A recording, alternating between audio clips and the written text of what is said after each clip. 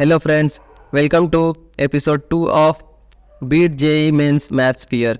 और इसमें हम जेई मेंस के एक क्वेश्चन को देखेंगे जो कि सीक्वेंस एंड सीरीज़ का क्वेश्चन है और उसमें थोड़ा लॉगरिथम भी इन्वॉल्व है।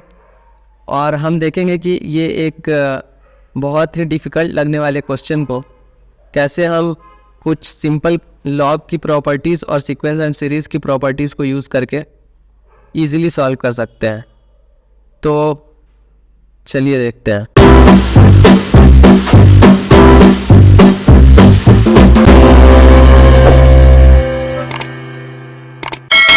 तो स्क्रीन पे आप देख सकते हैं एक सीक्वेंस एंड सीरीज का क्वेश्चन है जो कि जेई मेंस में पूछा गया था इन 2023 विच इज़ दिस ईयर। और ये देखने में तो ऐसे काफ़ी कॉम्प्लेक्स लग रहा है और बड़े बड़े टर्म्स दिख रहे हैं, बट एक्चुअली हम इसको एक दो प्रॉपर्टीज़ को यूज़ करके बहुत ईजिली सॉल्व कर सकते हैं। अब चलिए क्वेश्चन को पढ़ते हैं। सबसे पहले let A B C be greater than 1, a cube b cube and c cube be in AP, that is arithmetic progression, and log b to the base a, log a base c and log c base b be in GP। तो आप देख सकते हैं कि इसमें AP और GP दोनों ही involve है और लोगरिथम भी इन्वॉल्व है। If the sum of first 20 terms of an AP whose first term is a plus 4b plus c by 3 and the common difference is a minus 8b plus c by 10 is minus 444, then ABC is equal to। ठीक है, अब यहाँ पे देख सकते हैं कि एक AP दिया हुआ है, a cube b cube c cube AP में है, दूसरा दिया हुआ है log b to the base a log a to the base c and log c to the base b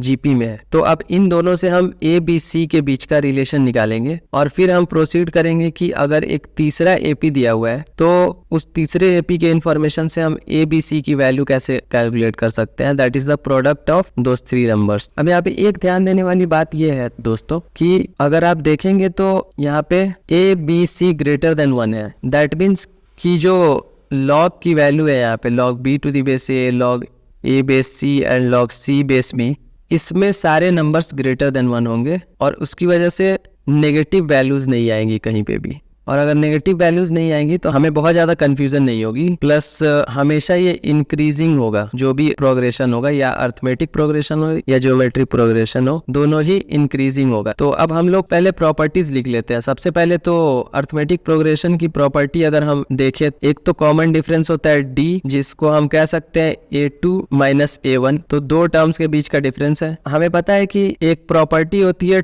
2A2 is equal to A3 plus A1। इसको mean भी कह सकते हैं। A2 basically A3 plus A1 divided by 2 होता है। तो अब ये एक प्रॉपर्टी हम यूज कर सकते हैं और उसमें A क्यूब B क्यूब और C क्यूब को फिट कर सकते हैं। अब यहाँ पे देखेंगे कि ये जो तीन टर्म्स दिए हुए हैं तो आपको फट से ध्यान में आना चाहिए कि यहाँ भी तीन टर्म्स है, तो ये प्रॉपर्टी यूज हो सकती है विद दिस थ्री टर्म्स। बीच वाला टर्म है B cube that is A2, so 2B cube is equal to C cube plus A cube. अब ये चीज जो है ना, ये ध्यान में रखने वाला है। ये एक हमारा रिलेशन हो गया, ठीक है। अब हम आते हैं नेक्स्ट रिलेशन पे। नेक्स्ट रिलेशन हमारा कहाँ से आएगा, तो जीपी में भी एक सिमिलर प्रॉपर्टी होती है। जैसे ये एक प्रॉपर्टी है, इसको अर्थमेटिक मीन कहते हैं। अगर A2 is equal to A3 plus A1 by 2 हो जाएगा, दैट इज अर्थमेटिक मीन। वैसे ही ज्योमेट्रिक मीन क्या होता है। अब यहाँ पे अगर हम इसको G1 G2 G3 कर ले फॉर ज्योमेट्रिक प्रोग्रेशन, तो G2 is equal to root over G3 into G1 होता है। अब यहाँ भी आप देखेंगे कि यहाँ तीन टर्म से दिए हुए हैं। ये देखें, log A to base B, log A to base C and log C to the base B। तो अब ये बहुत ही इंटरेस्टिंग है। यहाँ भी तीन टर्म्स इन्वॉल्व है, इसको ही ज्योमेट्रिक मीन कहते हैं बाय द वे। अब G2 बेसिकली सेकेंड टर्म है, तो सेकेंड टर्म में हम रख सकते हैं log A to the base C, so log of A to the base C is equal to at G3 log C to base B into log B base A। अब ये यहाँ पे जो स्क्वायर रूट है, अगर दोनों side squaring करेंगे तो इसका स्क्वायर हो जाएगा, राइट। तो अब ये दो टर्म्स हमारे पास, ये जो इक्वेशन है काफ़ी कॉम्प्लेक्स लग रहा है। अब इसको हम लोग सिंप्लीफाई करने के लिए लॉग की प्रॉपर्टी यूज़ कर सकते हैं। लॉग में एक प्रॉपर्टी होती है कि अगर log A to the base x को बेस 10 के फॉर्म में लिखना है तो लिख सकते हैं log A 10 divide by log x base 10, ठीक है। और यूजुअली हम 10 को लिखते नहीं है, तो फिर हम डायरेक्टली लिख सकते हैं log a by log x। अब ये जो चीज़ है इसका यूज़ कर सकते हैं हम इस इक्वेशन को सिंप्लीफाई करने में। तो चलिए देखते हैं। अब यहाँ पे log a बेस c है तो इसको लिख सकते हैं log a बाई c। वैसे ही log c by b log b by a, तो यहाँ पे लिखते हैं तो log a by log c और इसका whole square is equal to log c by log b into log b by log a। अब ये यहाँ पे इंटरेस्टिंग होगा देखना, ये देखिए log c है यहाँ पे, log b से ये log b कैंसिल हो जाएगा। अब अगर हम यहाँ क्रॉस मल्टीप्लिकेशन करते हैं तो क्या हो जाएगा, तो यहाँ से log a जाके मल्टीप्लाई हो जाएगा यहाँ पे और log c जाके नीचे मल्टीप्लाई हो जाएगा, तो ये क्यूब हो जाएगा और यहाँ क्या बचेगा, 1 बचेगा। तो यहाँ पे हम क्या लिख सकते हैं, log a divide by log c whole cube is equal to 1। अब यहाँ से अगर क्यूब हटाएंगे हम तो क्या लिख सकते हैं, तो हम log a by log c is equal to क्या लिख सकते हैं, 1 क्यूब रूट, ठीक है। तो ये 1 हो जाएगा। 1 को अगर 1 से ही मल्टीप्लाई करेंगे तो 1 आएगा, तो उसका रूट, उसका nth रूट भी 1 ही होगा। तो ये एक प्रॉपर्टी हो गई। अब आप देखते चलिए कि जितना मैंने राउंड किया है ना यहाँ पे, जितने इक्वेशंस को, वो सारी प्रॉपर्टीज़ है। एक तो ये प्रॉपर्टी है, एक ये प्रॉपर्टी है, फिर इसको भी हम राउंड कर देते हैं, ये भी एक प्रॉपर्टी है। तो दोस्तों यहाँ से हमें क्या पता चल गया, यहाँ पे अगर ये 1 है तो log a is equal to log c हो गया।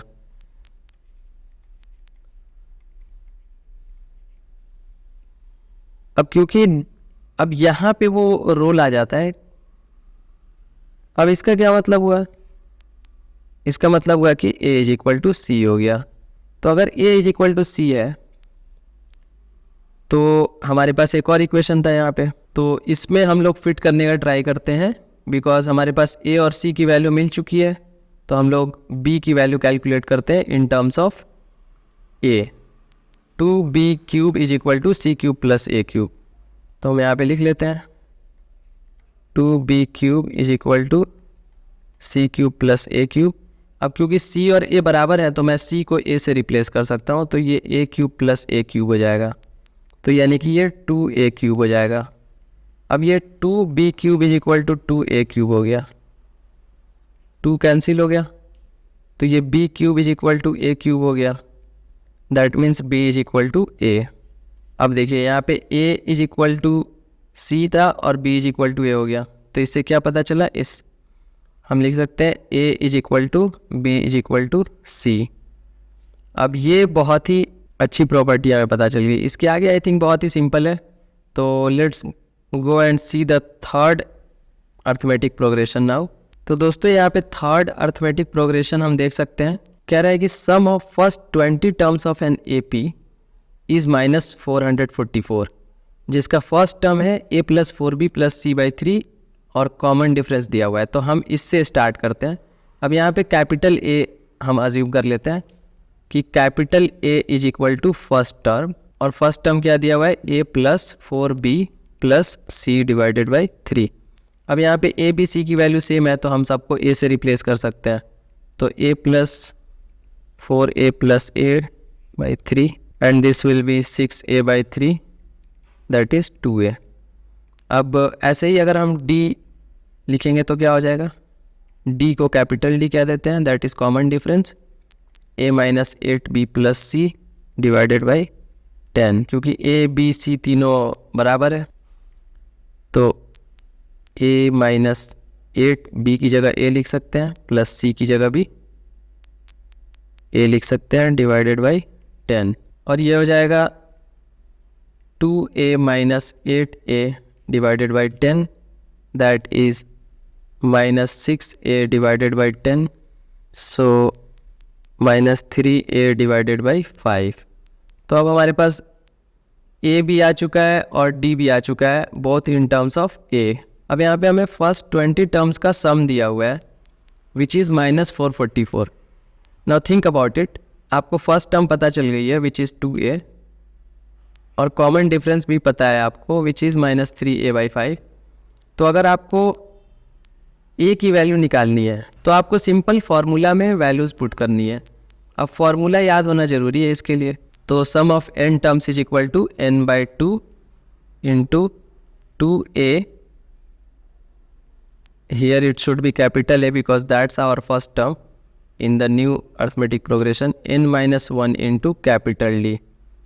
अब यहाँ पे क्या हो जाएगा, तो ये n तो हमें पता है n is S20 is 20/2, 2 into a is 2a, और n is 20 minus 1, और यहाँ पे -3/5 a, ठीक है। अब यहाँ पे हम क्या लिख सकते हैं, दिस इज 10 और ये हो गया 4a plus this is 19 into -3a/5, और इसकी वैल्यू क्या दी हुई है, -444। अब ये नेगेटिव ध्यान में रखना है हमें दोस्तों, तो हम लोग इसको सिंप्लीफाई कर लेते हैं दोस्तों। 10 इंटू, अब यहाँ पे अगर LCM 5 ले लेते हैं तो this will B 20a minus, because this is negative, plus minus and 57a, so and this is equal to -444। अब यहाँ पे 5 into 2, so this will be 2 into, so the difference will be -37a।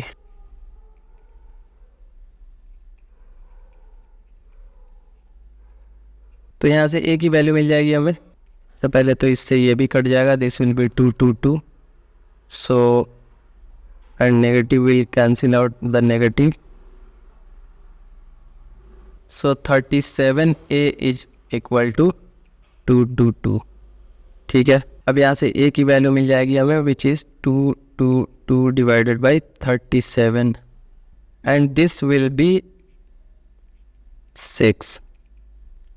So final value हमारी आ गई है a is equal to 6। तो दोस्तों question में क्या दिया हुआ है कि आपको a b c की वैल्यू निकालनी है। Since a is equal to b is equal to c, a b c is equal to a cube, और a की वैल्यू पता है, a cube is equal to 6 cube and that will be 216। So 216 will be our final answer, that means second option is correct. तो दोस्तों आप देख सकते हैं कि कैलकुलेशन थोड़ी लेंदी थी, बट आई थिंक इस पूरे प्रोसेस में अगर आपको लॉग का फॉर्मूला पता होता और फिर a cube b cube c cube के बीच रिलेशन पता होता तो आप बहुत ही क्विकली ये पता लगा लेते कि a b c बराबर है, और उसके बाद तो बहुत ही स्ट्रेट फॉरवर्ड है, फर्स्ट टर्म निकालना, कॉमन डिफरेंस कैलकुलेट करना, और आई थिंक सबसे ज़्यादा जहाँ कैलकुलेशन इन्वॉल्व है वो है 222/37। यहाँ पे आपको मल्टीप्लाई करके देखना होता है। आई मीन इससे बड़ा कैलकुलेशन तो कोई और दिख नहीं रहा है, बाकी सब में मोस्टली कैंसिल करनी थी चीज़ें। And with that we will sum up the episode number 2 and see you in the next episode. Bye.